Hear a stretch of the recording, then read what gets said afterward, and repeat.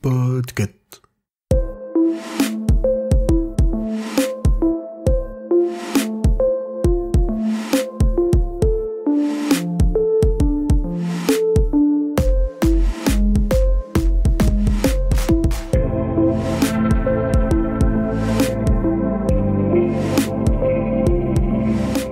Bonjour à toutes et tous, vous écoutez le numéro 90 de la Gazette du Maine, le podcast de Stephen King France qui vous résume l'actualité de Stephen King.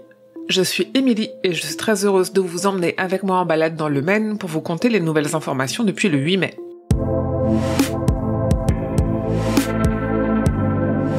Stephen et Tabitha King ont participé le dimanche 21 mai à une collecte de fonds en faveur de bibliothèques de leur État, le Maine, au cours de laquelle ils ont donné un discours.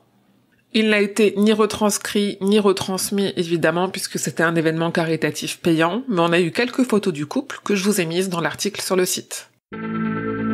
Wendy's Final Task, coécrit avec Richard Kismar, a été nommé au prix Locus dans la catégorie horreur. Les lauréats de ces prix américains seront annoncés le 24 juin.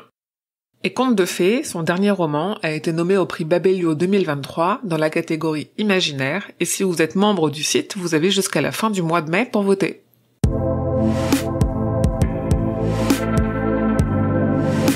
Dans le cadre de la promotion de la sortie de The Boogeyman, Bloody Disgusting et 20th Century Studios se sont associés à 4 podcasts américains d'horreur ou spécialisés en King pour raconter 4 histoires effrayantes de monstres dans le placard. C'est à découvrir en anglais dans toutes vos apps de podcast.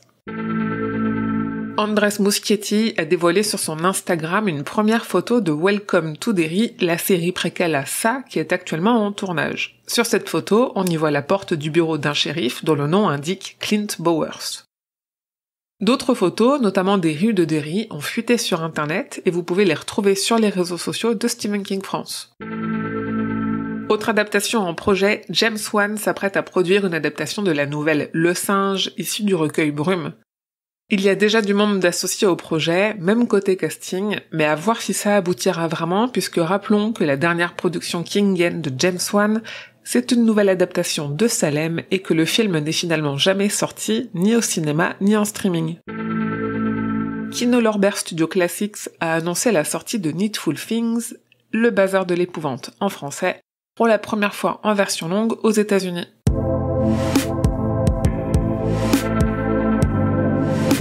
Comme chaque 19 du mois, le 19 mai, on a sorti l'épisode 5 de la 19e Palabre, notre podcast dédié à l'étude du cycle de la Tour Sombre, dans lequel on a terminé le premier tome, Le Pistolero.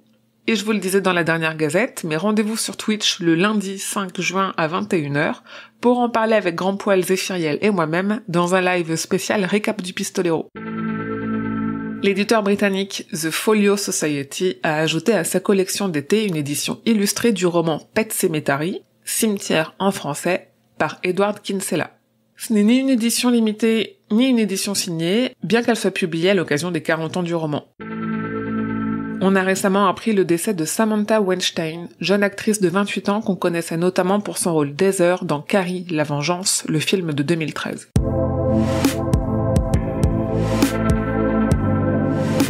Le 31 mai sortira au cinéma le film The Boogeyman, adapté de la nouvelle Le Croque-Mitaine. Aux États-Unis, il ne sortira que le 2 juin. Le 1er juin, les éditions Delcourt publieront le tome 6 de leur réédition du comic adapté du Fléau. Le 4 juin après-midi, comme chaque premier dimanche du mois, sur ma chaîne Twitch, on discute ensemble de l'actu de King en mai, et normalement, après, on joue à un jeu inspiré de son univers. Le 5 juin au soir, c'est le live Twitch 19e Palabre dont je vous parlais pour théoriser ensemble sur la Tour Sombre et notamment parler du premier tome Le Pistolero. Et le 7 juin, c'est Contes de fées, le nouveau roman de King qui sortira en version audiobook pour la France chez Audiolib.